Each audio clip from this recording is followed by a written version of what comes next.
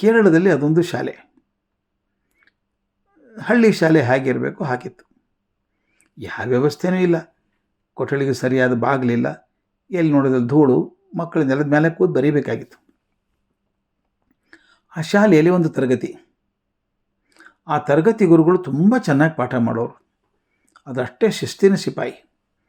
ಯಾವುದರಲ್ಲಾದರೂ ಒಂದು ಚೂರು ಹೆಚ್ಚು ಕಡಿಮೆ ಆದರೆ ಶಿಕ್ಷೆ ತಪ್ಪಿದ್ದಲ್ಲ. ಶಾಲೆ ಪ್ರಾರಂಭ ಆಗಿ ಒಂದು 4-5 ದಿವಸ ಆಗಿದೆ. ಮಕ್ಕಳು ತರಗತಿಗಳಿಗೆ ಸರಿಯಾಗಿ ಬರ್ತಿದ್ದಾರೆ. ಪಾಠ ನಡೆದಾಗ ಶಿಕ್ಷಕರು ಕಿಟಕಿಯಿಂದ ನೋಡಿದರು, ಒಬ್ಬ ಹುಡುಗ ಪುಸ್ತಕಗಳು ಎದೆಗೆ ಒದ್ಕೊಂಡು ಓಡಿ ಓಡಿ ಬರ್ತಾ ಇದ್ದಾನೆ. ಅವನನ್ನು ಗಮನಿಸಿದರು. ಆತ ಇವ್ರದೇ ಕ್ಲಾಸಿನ ವಿದ್ಯಾರ್ಥಿ. ಹಿಂದಿನ 3 ದಿನ ಅದು ತಡವಾಗೇ ಬಂದಿದ್ದಾನೆ. ಶಿಕ್ಷಕರ ಸಿಟ್ಟು ಏರ್ತಾ ಇತ್ತು. ಹುಡುಗ ಬಂದು ತರಗತಿ ಬಾಗಿಲಲ್ಲಿ ನಿಂತ. ಅವನ ಕಣ್ಣುಗಳಲ್ಲಿ ಆತಂಕ ತುಂಬಿಕೊಂಡಿದೆ. ದಿವಸ ಬಿಡ್ತಾ ಇದ್ದಾನೆ. ಅವನ ಅಂಗಿ ಅಲ್ಲಲ್ಲಿ ಹರಿದು ಹೋಗಿದೆ. ಹಾಕಿಕೊಂಡು ಸಡ್ಲವಾದ ಚಡ್ಡಿ ಗಟ್ಟಿ ಉಳಿಲಿ ಅಂತ ಹಗ್ಗದಿಂದ ಕಟ್ಕೊಂಡಿದ್ದಾನೆ. ಶಿಕ್ಷಕರು ಈಗಾಗಲೇ ಅವನಿಗೆ 2 ಬಾರಿ ತಡ ಮಾಡಿ ಬರಬೇಡ ಅಂತ ಎಚ್ಚರ ಕೊಟ್ಟಾಗಿದ್ದಾಗಿದೆ. ಇನ್ನು ತಡ್ಕೊಳ್ಳೋಕೆ ಸಾಧ್ಯ ಇಲ್ಲ ಅಂದ್ಕೊಂಡು ಅವನು ಚೆನ್ನಾಗಿ ಗದರಿಸಿದರು. ಒಮ್ಮೆ ಹೇಳಿದರೆ ತಿಳಿಬೇಕು, ನಿನಗೆ ಶಿಕ್ಷೆ ಆಗದೆ ಬುದ್ಧಿ ಬರೋದಿಲ್ಲ. ಆದ್ದರಿಂದ ನಾನು ಹೇಳೋ ತನಕ ತರಗತಿ ಒಳಗೆ ಬರೋಂಗಿಲ್ಲ, ಹೊರಗೆ ನಿಂತಿರು ಅಂತ ಆಜ್ಞೆ ಮಾಡಿದರು. ಹುಡುಗನ ಕಣ್ಣಲ್ಲಿ ನೀರು ತುಂಬಿತ್ತು. ಆದರೆ ಗುರುಗಳು ಅಪ್ಪಣೆ ಕೊಟ್ಟರಲ್ಲ, ಹೊರಗೆ ನಿಂತ್ಕೊಂಡಿದ್ದ ತರಗತಿ ಹೊರಗೆ.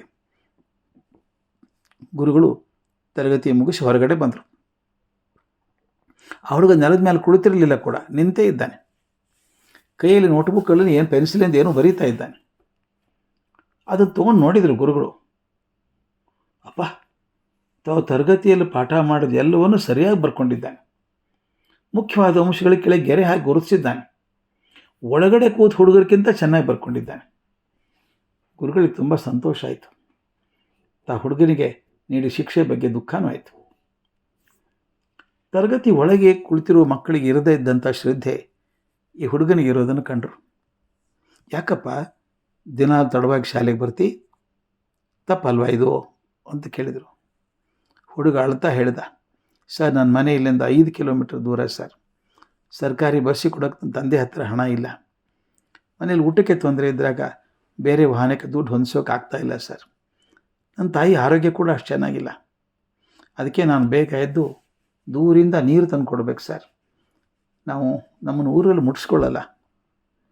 ದೂರದ ಬಾವಿಗೆ ಹೋಗಿ ನೀರು ತಂದು ಕೊಡ್ತೇನೆ ಮಮ್ಮನಿಗೆ, ಮನೆ ಕೆಲಸಕ್ಕೆ ಸಹಾಯ ಮಾಡ್ತೇನೆ. ನಂತರ ನಾನು ಊಟ ತುಂಬಿಕೊಂಡು ಶಾಲೆಗೆ ಬರ್ತೇನೆ. ಅದಕ್ಕಾಗಿ ಒಂದೊಂದು ಸಲ ತಡ ಆಗುತ್ತೆ ಸರ್, ದಯವಿಟ್ಟು ಕ್ಷಮಿಸಿ. ಈಗ ಶಿಕ್ಷಕರ ಗಣ್ಣಲ್ಲಿ ನೀರು. ಆಯ್ತಪ್ಪ, ಇನ್ಮೇಲೆ ತರಗತಿ ಹೊರಗೆ ನಿಲ್ಲೋದು ಬೇಡ. ಆದರೂ ಮನೆ ಸ್ವಲ್ಪ ಬೇಗ ಹೊರಡು, ತರಗತಿಗೆ ಸರಿಯಾದ ಸಮಯಕ್ಕೆ ಬಾ. ಶಿಸ್ತಿನಿಂದ ಮಾತ್ರ ಸಾಧ್ಯ ಯಶಸ್ಸು ಅಂದರು. ಹುಡುಗ ಅವ್ರ ಮಾತನ್ನು ಅನುಸರಿಸಿ ಹಾಗೆ ನಡೆದ. ಅವ್ರು ಹೇಳಿದರು, ದಿನಾಲೂ 1 ತಾಸು ನನಗೆ ಕೊಡಬೇಕಪ್ಪ ಮಗ. ನೋಡು, ಶಾಲೆ ಬಿಟ್ಟ ಮೇಲೆ 1 ತಾಸು ನನ್ನ ಜೊತೆಗೆ ಇರಬೇಕು ಅಂದರು. ಹ್ಞೂ ಅಂದ ಹುಡುಗ.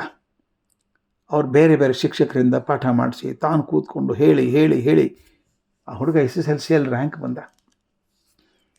ಮನೇಲಿ ಹೇಳಿದರು, ಸಾಕು ಬಿಡು, ಮ್ಯಾಟ್ರಿಕ್ ಆಯ್ತಲ್ಲ, ಇನ್ನೆಲ್ಲಾದರೂ ಕೆಲಸಕ್ಕೆ ಸೇರ್ಕೋ, ಗುಮಾಸ್ತ ಕೆಲಸನೋ ಅಟೆಂಡರ್ ಕೆಲಸನೋ ಆಗುತ್ತೆ, ಜೀವನ ಆಗುತ್ತೆ ಅಂತ. ಆದರೆ ಮೇಷ್ಟ್ರು ಬೇಡ ಅಂದರು, ಚೆನ್ನಾಗಿ ಓದು ಅಂದರು. ಡಿಗ್ರಿ ಓದಿದ ಹುಡುಗ, ಅಲ್ಲೂ ರ್ಯಾಂಕ್ ಬಂದ. ಇಂಗ್ಲೆಂಡಿಗೆ ಹೋದ. ಅಲ್ಲಿಗೆ ಹೋಗಿ ಎಷ್ಟು ದೊಡ್ಡ ಹೆಸರು ಮಾಡಿದ ಅಂದರೆ, ಅಲ್ಲಿ ಪ್ರೊಫೆಸರ್ ಜವಾಹರ್ಲಾಲ್ ನೆಹರು ಪತ್ರ ಬರೆದರು, ಇಂಥ ಹುಡುಗ ಸಿಗಲ್ಲ, ನಿಮ್ಮನ್ನು ಇಟ್ಕೊಂಡ್ಬಿಡಿ ಅವನ್ನ ಅಂತ. ನೆಹರೂರವರು ಅವ್ರನ್ನ ವಿದೇಶಾಂಗ ಇಲಾಖೆಗೆ ತೊಗೊಂಡ್ರು. ಮುಂದೆ ವಿದೇಶಾಂಗ ಇಲಾಖೆಯಲ್ಲಿ ದುಡಿದು ಭಾರತದ ರಾಯಭಾರಿ ಆದರು ಅಮೇರಿಕಕ್ಕೆ. ನಂತರ ಭಾರತದ ಉಪರಾಷ್ಟ್ರಪತಿ ಆದರು. ಮುಂದೆ ಭಾರತದ ರಾಷ್ಟ್ರಪತಿ ಆದರು. ಅವರೇ ನಮ್ಮ ಮಾಜಿ ರಾಷ್ಟ್ರಪತಿಯಾಗಿದ್ದ ಶ್ರೀ KR ನಾರಾಯಣನ್ರವರು. ಇದು ಅದ್ಭುತ ಕಥೆ ಅನಿಸಲ್ವ ಸ್ವಾಮಿ? ಎಲ್ಲಿಂದ ಎಲ್ಲಿಗೆ ಪ್ರಯಾಣ ಇದು?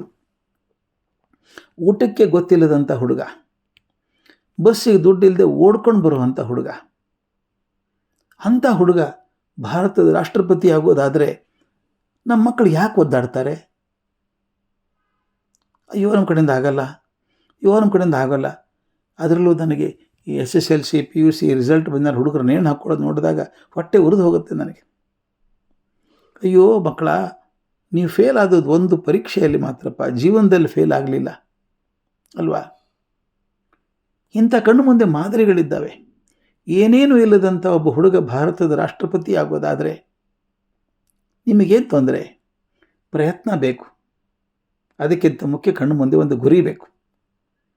ಮತ್ತು ಸಾಧಿಸೋ ಛಲದ ಜೊತೆಗೆ ಪರಿಶ್ರಮ ಬೇಕು. ಇಷ್ಟು ಮಾಡಿ ನಿಮ್ಮ ಭವಿಷ್ಯ ನಿಮ್ಮ ಕೈಯಲ್ಲೇ ಇದೆ, ಯಾರ ಕೈಯಲ್ಲೂ ಇಲ್ಲ. ಇಂಥ ಮಾದರಿ ಯಾಕೆ ನಾನು ಕೆ ಆರ್ ನಾರಾಯಣನ್ ಅವ್ರ ಕಥೆ ಹೇಳಿದೆ ಅಂದರೆ, ಅಂಥ ಪರಿಸ್ಥಿತಿಯಿಂದ ಈ ಮಟ್ಟಕ್ಕೆ ಬರುವಂಥ ಸಾಧ್ಯತೆ ಇದೆಯಲ್ಲ, ಅದು ಎಲ್ಲ ಮಕ್ಕಳಿಗೂ ಇದೆ. ಮನಸ್ಸಿನಲ್ಲಿ ದೃಢತೆ, ಕಾರ್ಯದಲ್ಲಿ ಶಿಸ್ತು ಮತ್ತು ಉನ್ನತವಾದ ಗುರಿ, ಇವೆಲ್ಲದ್ರೆ ಏನನ್ನಾದರೂ ಸಾಧಿಸ್ಬೋದು ಅನ್ನೋದಕ್ಕೆ ಕೆ ಆರ್ ನಾರಾಯಣನ್ ಅವರು ಒಂದು ಜ್ವಲಂತ ಉದಾಹರಣೆಯಾಗಿ ನಮ್ಮ ಮುಂದೆ ನಿಂತ್ಕೋತಾರೆ.